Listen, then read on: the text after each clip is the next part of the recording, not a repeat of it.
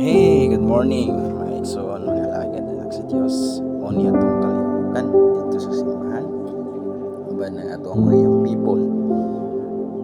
So bro na testimony. Oni ato ang lihok.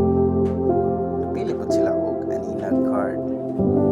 Dayon, kini na naminaw sila sa pulong sa Ginoo. Napili sila og card sa aninag. Nagsabot sila og kung saan nila kana o niya ang among banding.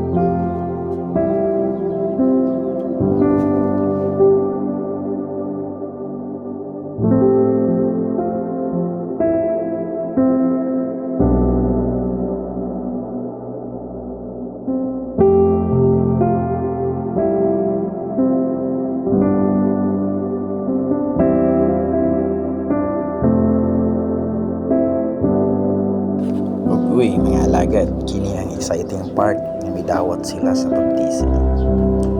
Ngayon bitaw sa 2 Timothy mga igsoon. 2 Timothy 2:15 yun siya. Paningkamuti pag-ayo nga ang Dios mahimuot kanimo. Ingon nga alagad nga wala ikaulaw ang iyang trabaho. Usa ka alagad nga nagtudlo sa kamatuoran sa hustong pamaagi. Mga igsoon, kaayo nga blessings mga igsoon kung ikaw i-share nimo ang gospel, ang pulong sa Ginoo nga dili ka maulaw sa mga young people nga bidawat bitaw.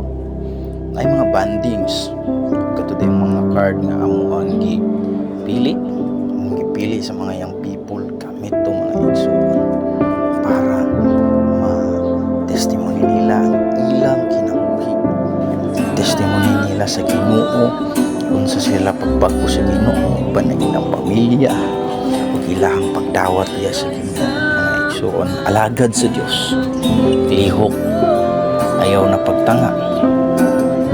Isugid nato ang pulong sa Ginoo. Dili nato ikaulaw ang pulong sa Ginoo, mga igsoon.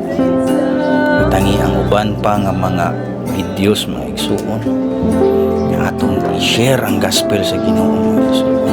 Ini kita ninyo karon ang ending sa pagdawat sa Ginoo.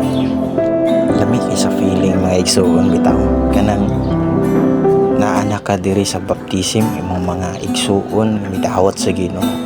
Makita nimo sa ilang mga mata, sa ilang kasing-kasing nga grabe kay sila ka malipayon mga igsoon. Salamat, pagsuportahin ko ninyo. God bless.